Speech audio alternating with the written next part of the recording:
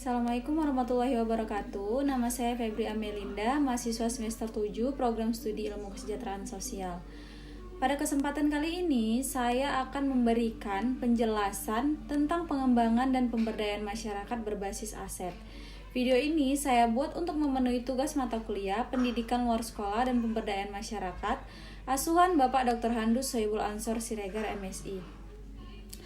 Menurut Chanskin, suatu wilayah yang dipublis pada tahun 2001, ia mengemukakan bahwasanya pembangunan masyarakat adalah suatu upaya terdiri dari tindakan untuk memperkuat kapasitas masyarakat dalam mengidentifikasikan prioritas dan peluang untuk mendorong dan mempertahankan perubahan lingkungan yang positif.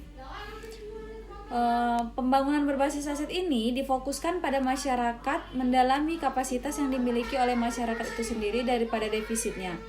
Kemampuannya adalah hal-hal yang difokuskan pada bisnis yang kecil yang sudah lama hilang. Dengan adanya pendekatan ini akan difokuskan untuk mencapai keberhasilan mereka. Nah, selanjutnya dengan berfokus kepada aset yang mereka miliki secara keseluruhan, kita dapat melihat aspek positif yang dimiliki oleh masyarakat itu sendiri, seperti adanya kebun, adanya program pendampingan, dan berbagai keterampilan dari warga itu sendiri. Dan kemudian mereka dapat bekerja untuk mengembangkan aset mereka tersebut. Nah, jika kita berbicara lebih jauh lagi, implikasi yaitu berkonsentrasi pada aset yang dimiliki oleh komunitas yang pada akhirnya akan menciptakan efek bola salju di mana hal itu akan mempengaruhi area lain di dalam komunitas itu sendiri seperti kebutuhan dan masalahnya. Dalam konteks ekonomi aset ini dapat berupa properti, saham, uang tunai, dan lain-lain. Namun, di dalam konteks masyarakat, aset ini berupa fisik, manusia, lingkungan, budaya, sosial, dan politik. Adapun proses pengembangan dan pemberdayaan masyarakat berbasis aset ini meliputi perorganisasian komunitas, adanya visioning, adanya perencanaan, partisipasi publik dan implementasi dan evaluasi. Adapun tantangan dari proses pengembangan dan pemberdayaan masyarakat adalah mempertahankan minat dan komitmen terhadap keberhasilan.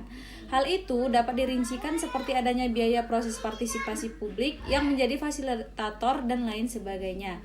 Sama halnya seperti salah satu kasus yang terjadi di Sumatera Utara, yaitu nestapa masyarakat adat Sigapiton di tengah ambisi Bali Biru Danau Toba yang dijadikan sebagai objek pembangunan proyek pariwisata baru yang dicanangkan oleh Presiden Joko Widodo, yang akhirnya menjadi pemicu masalah tanah dengan masyarakat adat Sigapiton di Sumatera Utara.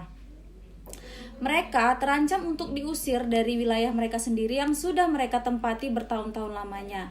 Seperti dikatakan oleh seorang peneliti sosial, beliau merupakan dosen dari Fakultas Ilmu Sosial dan Ilmu Politik Universitas Muhammadiyah Sumatera Utara, yaitu Bapak Dr. Handus Sohibul Ansor Siregar, MSI.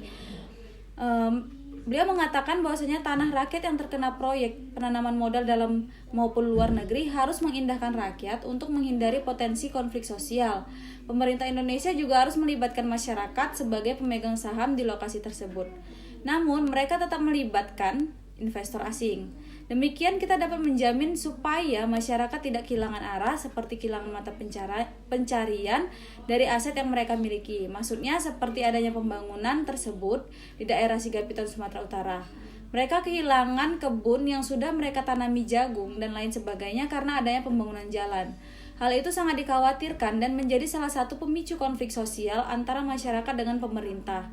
Itulah yang menjadi salah satu contoh yang harusnya menjadi pengembangan dan pemberdayaan masyarakat berbasis aset menjadi dukcapil menyeliputi kesejahteraan masyarakat di adat Sigapiton. Mungkin itu saja yang dapat saya sampaikan, semoga bermanfaat. Lebih dan kurang saya mohon maaf. Assalamualaikum warahmatullahi wabarakatuh.